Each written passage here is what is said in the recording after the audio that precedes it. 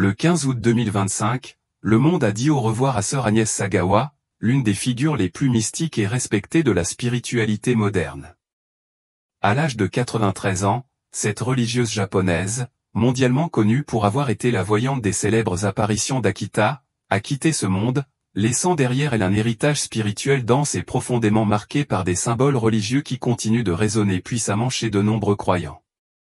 Sa disparition, survenue en ce jour sacré de l'Assomption de la Vierge Marie, n'a pas manqué de faire écho au sein de la communauté chrétienne. Cette date, déjà chargée de signification pour l'Église, revêt une dimension supplémentaire en raison de sa coïncidence avec l'arrivée historique de saint François Xavier au Japon en 1549, un tournant majeur dans l'histoire de l'évangélisation du pays.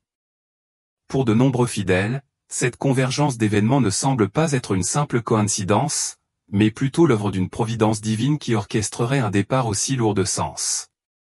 Le lien spirituel de sœur Agnès, incarné dans ses visions, semble traverser les âges et relier des moments clés de l'histoire chrétienne, allant de la mission de saint François Xavier à la message marial véhiculé par Akita.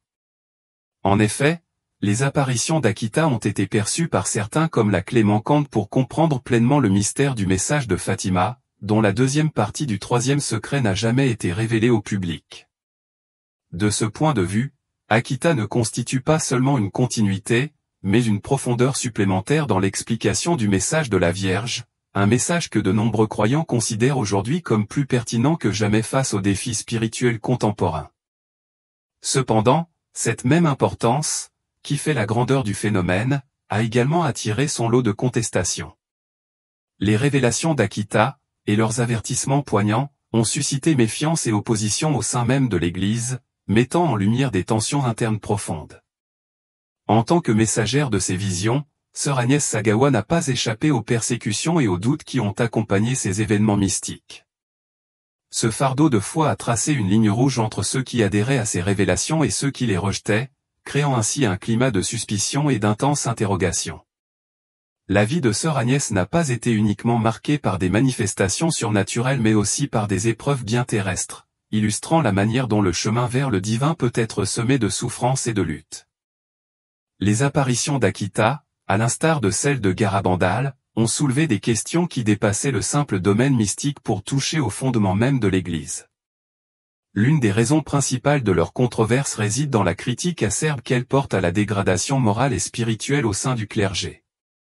Ces visions dénoncent une trahison alarmante des principes fondamentaux de la foi, une corruption et une division croissante parmi les dirigeants ecclésiastiques. C'est peut-être ce message, aussi accablant que prophétique, qui a engendré la plus grande résistance, en particulier parmi certains milieux au sein de l'Église qui ont cherché à écarter ces révélations pour éviter un ébranlement trop profond de son autorité. En dépit de ces contestations, les apparitions d'Akita ont bénéficié du soutien de figures importantes. Un évêque de l'époque a reconnu leur caractère surnaturel, et elles ont reçu une évaluation favorable de la part du cardinal Joseph Ratzinger, futur pape Benoît XVI. Ce dernier, bien que conscient de la portée potentiellement subversive de ces messages, n'a pas hésité à soutenir leur véracité et à affirmer que les apparitions d'Akita recélaient une dimension spirituelle qui ne pouvait être ignorée. Représenter une continuité du message de Fatima, renforçant ainsi leur pertinence et leur légitimité. Dans ce contexte, il est essentiel de réfléchir à l'héritage laissé par les apparitions d'Akita et à la manière dont elles éclairent les temps troublés que traverse actuellement l'Église. Le contenu de ces révélations met en lumière les défis internes qui menacent à la fois la foi et l'unité de l'Église. Ignorer ou ne pas comprendre le message d'Akita nous laisserait sans boussole, incapables de saisir l'ampleur de la crise spirituelle qui se joue sous nos yeux. Le parcours de sœur Agnès Sagawa a été sans aucun doute marqué par une transformation spirituelle profonde. Née dans une famille de foi bouddhiste, c'est à travers la lecture de la vie de saint François d'Assise et d'autres saints qu'elle a ressenti l'appel à se convertir au christianisme. Guidée par cette nouvelle foi, elle a choisi de suivre la voie de la vie religieuse, rêvant de devenir religieuse. Cependant, son chemin a été semé d'embûches. La surdité, une condition dont elle souffrait, compliquait son entrée dans un couvent, ainsi que sa vie en communauté avec les autres sœurs. Néanmoins, son histoire a pris un tournant extraordinaire lorsque sa surdité a été miraculeusement guérie. Cette guérison a été annoncée par son ange gardien et la Vierge Marie comme un signe clair de l'intervention divine. Bien qu'au début sporadique, cette guérison a constitué un puissant témoignage de la présence de Dieu dans sa vie. Avec le temps, Sœur Agnès a été entièrement rétablie et a pu vivre ses dernières années en pleine santé, témoignant de l'action divine tout au long de sa vie. Sœur Agnès Sagawa a fait face à de nombreuses épreuves au cours de sa vie, notamment en ce qui concerne la souffrance physique et spirituelle. Parmi les manifestations les plus impressionnantes de sa dévotion figuraient les stigmates qui sont apparus sur ses 2 mains. Cependant, le stigmate le plus douloureux se trouvait sur la main avec laquelle elle recevait l'Eucharistie, symbolisant ainsi la profondeur de son union avec le Christ dans le mystère de sa passion. À plusieurs reprises, nous avons exploré ces apparitions plus en détail en analysant les symboles et les messages qu'elles contiennent. La première apparition de la Vierge Marie à Sœur Agnès s'est produite dans un moment de grande intensité spirituelle, alors qu'elle se trouvait près de la statue de Notre-Dame de tous les peuples, sculptée avec des traits orientaux. Elle aperçut une lumière extraordinaire émanant du tabernacle. Après ces apparitions, la statue devint connue sous le nom de Notre-Dame d'Akita, revêtant une signification particulière pour les fidèles. Lors des expériences surnaturelles vécues par Sœur Agnès, la statue versa des larmes à plusieurs reprises, un phénomène qui suscita une grande émotion et de la curiosité parmi les dévots. L'ange gardien de Sœur Agnès expliqua que le chiffre 100 avait un symbolisme profond. Le premier 1 représentait le péché introduit dans le monde par Ève. Le second 1 symbolisait la rédemption apportée par une autre femme, la Vierge Marie, tandis que le 0 entre ces 2 chiffres symbolisait Dieu, l'Éternel, l'Alpha et l'Oméga, qui englobe toute la création. Cette interprétation spirituelle renforça le message des apparitions. Des analyses effectuées sur les larmes de la statue révélèrent quelque chose de surprenant, le sang était de groupe B, tandis que la sueur et les larmes appartenaient au groupe AB, accentuant encore davantage le mystère autour de ce phénomène. La dernière apparition mariale significative pour Sœur Agnès eut lieu en 1973, marquant le point culminant d'une série d'événements. Série d'événements mystiques qui laissèrent un héritage durable de foi et de dévotion parmi les fidèles. Les apparitions d'Akita furent officiellement reconnues comme dignes de foi par l'évêque John Shojiro Ito en 1980 et en 1981, avec une ratification définitive en 1984. Cette reconnaissance constitua un tournant important, consolidant la légitimité des révélations reçues par Sœur Agnès Sasagawa. L'importance de ces apparitions fut aussi soulignée par le cardinal Joseph Ratzinger, alors préfet de la Congrégation pour la doctrine de la foi, affirmant que les visions d'Akita prolongeaient les messages de Fatima. Le dernier message reçu, le 13 octobre 1973, est souvent considéré comme central pour comprendre les révélations d'Akita. Certains y voient même des éléments du 3e secret de Fatima. Cependant, cette reconnaissance initiale ne suffit pas à protéger Sœur Agnès des difficultés qu'elle rencontra par la suite. Les évêques qui succédèrent à l'évêque Ito ne partageaient pas le même enthousiasme pour les événements d'Akita, notamment concernant les messages délicats impliquant le clergé. En réaction, ils adoptèrent une attitude critique et sévère envers Sœur Agnès, la soumettant à un isolement douloureux.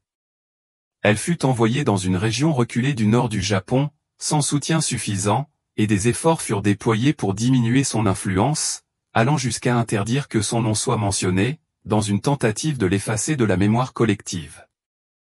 Cette réaction hostile reflète la tension persistante au sein de l'Église concernant ces apparitions et les divisions qu'elles provoquèrent, notamment sur les sujets sensibles touchant à la hiérarchie ecclésiastique. Dans un dernier geste de mépris, les funérailles de Sœur Agnès Sasagawa furent célébrées dès le lendemain de sa mort, une décision inhabituelle et peu respectueuse, compte tenu de son importance spirituelle. Pire encore, seuls quelques privilégiés furent autorisés à y assister, privant ainsi de nombreux fidèles de rendre hommage à cette figure spirituelle exceptionnelle. Cet ultime acte d'isolement reflète une tentative continue de minimiser l'impact et l'héritage des apparitions d'Akita. D'autre part, il est dit qu'à la demande de Sœur Agnès elle-même, son corps serait donné à une faculté de médecine. Cette décision, jugée par beaucoup comme un manque de respect à sa mémoire et à sa sainteté, suscite des interrogations sur les pressions qu'elle aurait pu subir jusqu'à la fin de sa vie. Cependant, cette information doit encore être confirmée, si elle s'avérait vraie, elle soulèverait davantage de questions sur le traitement qui lui fut réservé dans ces dernières années et sur le sort de son héritage spirituel. En parallèle, des rumeurs circulent selon lesquelles le diocèse dirigé par le cardinal Tucho Fernandez chercherait à révoquer l'approbation officielle des apparitions d'Akita. Ce mouvement viserait à effacer l'héritage spirituel de ces manifestations, retirant ainsi la reconnaissance qu'elles avaient reçue dans le passé. Si cela venait à se confirmer, cet effort marquerait une tentative de réinterpréter ou de supprimer les messages d'Akita, qui ont toujours été source de controverses au sein de l'Église. L'invalidation potentielle de ces apparitions effacerait non seulement un chapitre important de la dévotion mariale, mais serait également un coup dur pour ceux qui voient dans les révélations d'Akita une continuité des avertissements de Fatima, avec des répercussions profondes tant pour l'Église que pour le monde. L'héritage des apparitions d'Akita est vaste et multiple. Il met d'abord en lumière l'importance de l'Eucharistie, réaffirmant la présence réelle du Christ dans le Saint-Sacrement.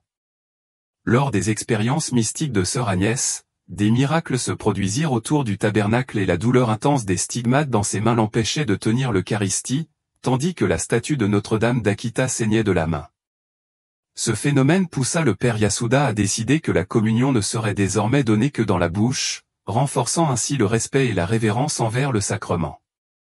Le second grand héritage des apparitions d'Akita est la confirmation de la Vierge Marie en tant que corédemptrice, un point central dans la théologie mariale. Ce message fait écho à l'apparition de Notre-Dame de tous les peuples à Amsterdam, où la Vierge avait explicitement demandé la proclamation du 5e dogme marial. À Akita, cette connexion se manifeste à travers les saintes larmes de la statue, symbolisant que la Vierge Marie, dans sa souffrance et son intercession, répare le péché. Ces larmes mettent en avant le rôle de Marie dans la rédemption, suggérant une continuité entre les apparitions d'Amsterdam et d'Akita, reliant ces messages dans un appel à la réflexion et à la dévotion. Le troisième et peut-être le plus marquant héritage des apparitions d'Akita est le message reçu le 13 octobre 1973. Bien que le cardinal de Tokyo ait déclaré en 2005 que les révélations d'Akita n'ont plus de pertinence aujourd'hui, cette position ignore le contenu prophétique et inquiétant de ce message, considéré comme l'un des plus urgents de notre époque. Le message insiste sur l'urgence du repentir, avertissant de la corruption qui se propage jusqu'au plus haut niveau de l'Église. Il prédit une division interne où des évêques s'opposeront à d'autres évêques et des cardinaux à d'autres. Cardinaux révélant un état de désunion et de conflit au sein même de la hiérarchie de l'Église. De plus, le message de la Vierge met en garde contre une catastrophe morale et physique imminente qui pourrait frapper le monde si l'humanité ne se repent pas et ne change pas de comportement. Le Père infligera un châtiment sévère, comparable au déluge, mais encore plus dévastateur, avec du feu tombant du ciel, détruisant une grande partie de l'humanité, juste comme pécheurs, sans épargner ni prêtres ni fidèles. La vision prévoit également que l'œuvre du diable s'infiltrera jusque dans l'Église, provoquant un schisme où les prêtres dévoués à la Vierge Marie seront méprisés et opprimés par leurs propres confrères. Face à ces avertissements, l'héritage d'Akita devient un appel fort à la conversion et à la vigilance spirituelle, nous rappelant les dangers qui menacent non seulement le monde, mais aussi l'Église elle-même. En l'absence de repentir, le message des apparitions d'Akita laisse entendre que l'Église sera infiltrée par ceux qui acceptent des compromis, témoignant d'une érosion de l'intégrité et de la dévotion au sein de la communauté ecclésiastique. Le démon exercera une pression croissante sur de nombreux prêtres et âmes consacrées, les incitant à abandonner leur service au Seigneur. Dans ce contexte de crise et d'apostasie, le seul recours qui restera aux fidèles sera la prière du rosaire et le signe laissé par le Christ. Mais quel est ce signe? Dans un livre posthume du père Yasuda, publié en japonais, il est révélé que ce signe est l'union de la communion avec la croix, une symbolique puissante qui souligne que l'Eucharistie a été instituée par le sacrifice du Christ sur la croix. Cette connexion met en lumière la centralité de la croix et de l'Eucharistie dans la vie chrétienne, qui sont des points d'ancrage spirituel en temps de crise. Le livre annonce également une vision sombre pour l'avenir de l'Église, prédisant que le dernier pape trahira Jésus-Christ en se tournant vers l'ennemi, un sombre présage de corruption qui s'infiltre jusque dans les plus hautes sphères de l'institution ecclésiastique. Cette prophétie semble indiquer que l'époque des papes arrive à son terme, et malgré les efforts inlassables des croyants pour préserver leur foi, il semble que cette issue inévitable ne puisse être évitée. Le texte appelle donc à une défense résolue et persévérante de notre foi, incitant les fidèles à ne jamais faiblir face aux épreuves à venir. Certains éléments laissent penser que ce message a été perçu par sœur Agnès Sagava, bien que son nom n'ait pas été officiellement associé à cette révélation afin d'éviter une intensification des persécutions. Si cette hypothèse venait à être confirmée, elle viendrait renforcer la nature prophétique et controversée des apparitions d'Akita, tout en mettant en lumière l'urgence de rester vigilant et ferme dans sa foi, surtout en des temps aussi tumultueux, tant pour l'Église que pour le monde entier. Voici donc un aperçu de l'héritage laissé par les apparitions d'Akita, particulièrement après le décès de la voyante sœur Agnès Sagava. Si vous trouvez ces informations captivantes, nous vous invitons à partager vos réflexions en laissant un commentaire, à aimer cette vidéo et à la diffuser autour de vous. Nous serions heureux de connaître votre avis. Croyez-vous que les apparitions d'Akita finiront par être déclarées non surnaturelles, ou cette tentative d'invalidation échouera-t-elle face à la vérité de ces événements? Nous vous remercions d'avoir pris le temps de regarder cette vidéo. N'oubliez pas de liker, de vous abonner à notre chaîne et d'activer la cloche de notification pour ne manquer aucune de nos prochaines publications.